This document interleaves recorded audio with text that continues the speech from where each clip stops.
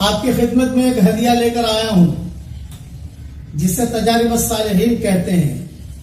صحابہ کے یہاں بھی تجارب الصالحین ہوتے تھے۔ حضرت عبد الرحمن ابن عوف رضی اللہ تعالی عنہ اپنے گھر میں روزانہ اپنے گھر کے چاروں کونوں میں آیت الکرسی پڑھ لیتے تھے۔ یہ تفصیل میں نے میری کتاب بکھرے موتی جلد 3 صفحہ 204 پہ لکھی ہے۔ تو عبد الرحمن ابن عوف کا یہ معمول تھا۔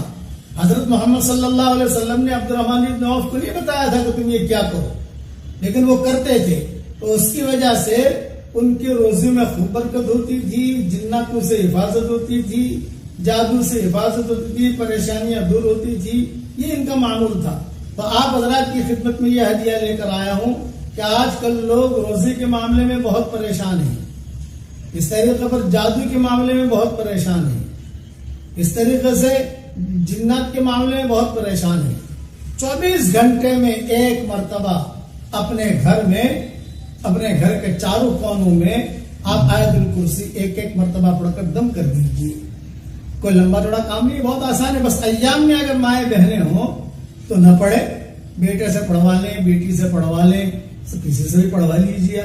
اس کا فائدہ یہ ہوگا کہ انشاءاللہ اللہ تعالیٰ خوب پیسہ دے گا اور حلال دے گا۔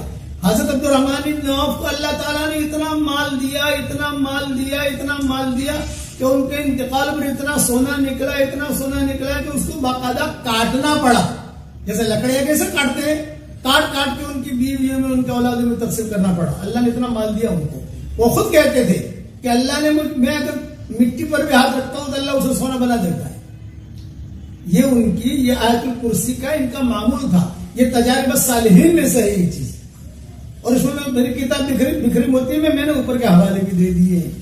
اس لیے اس کے پڑھنے کا اہتمام کیجیے۔ بس آپ کا فلیٹ ہے ماشاءاللہ 5 بیڈ روم ہے، میں دعا کرتا ہوں کہ اللہ 10 بیڈ روم والا فلیٹ آپ کو دے دے، آپ کے ساتھ 10 بنگلے دے دے، بہت کمرے ہیں، ہر کمرے میں نہیں پڑھ سکتے، میں سمجھتا ہوں ایک کمرے میں پڑھ لیجیے۔ آج اس کمرے میں پڑھ لیا، پرسوں اس کمرے میں پڑھ لیا، پرسوں اس کمرے میں پڑھ لیا، تو آپ کو بھی فائدہ ہوگا، قرب و جوار میں جو لوگ ہوں گے ان کو بھی فائدہ ہوگا۔ ویسے آیت الکرسی کی فضیلتیں صحیح حدیثوں میں بہت آئی ہیں۔ میرے والد صاحب رحمۃ اللہ علیہ نے، میں بہت چھوٹا تھا اس وقت میں، ہمارے یہاں پالم پور میں جامع مسجد ہوتی تھی، مجھے بٹھا کر کہا تھا کہ بیٹا میں تجھے 2 باتیں بتاتا ہوں، تو زندگی پر عمل کر لینا، بہت فائدے میں رہے گا۔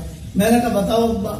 مجھے اس وقت کی بات اب تک یاد ہے، 1965 کی بات ہوگی یا 1960 کی بات ہوگی تقریباً، انداز میں کہتا ہوں کہ ہر فرض نماز کے بعد آیت الکرسی پڑھ لے، دوسری نماز تک اللہ کی حفاظت میں رہے گا۔ صحیح حدیث میں یہ بات ہے۔ دوسرا، ہر فرض نماز کے بعد آیت الکرسی پڑھ لے تو مرتے ہی سیدھا جنت میں داخل ہوگا۔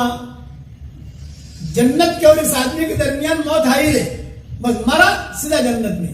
یہ 2 باتیں میرے والد صاحب رحمۃ اللہ علیہ نے کہی تھی مجھے، اس وقت سے میرا معمول ہے الحمدللہ، روزانہ میں پڑھتا ہوں اہتمام کے ساتھ، اور یہ دونوں باتیں صحیح حدیثوں میں آتی ہیں، میں نے میری کتابوں میں حوالوں کو اس سے لکھ بھی دیا۔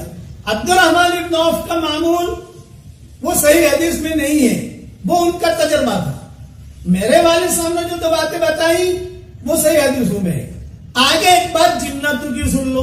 جناتوں کے اندر بھی بڑے بڑے صلحاء ہوتے ہیں، بڑے بڑے اللہ والے ہوتے ہیں۔ تو جنات بہت پریشان کر رہے تھے، کہا بھی بہت پریشان کر رہے ہو تم، تو ان جناتوں میں سے ایک نے وظیفہ بتایا کہ زندگی میں 1 مرتبہ یہ عمل کر لیجئے، 100 مرتبہ آیت الکرسی، 1 مرتبہ بسم اللہ الرحمن الرحیم پڑھنا ہے، زیادہ نہیں پڑھنا۔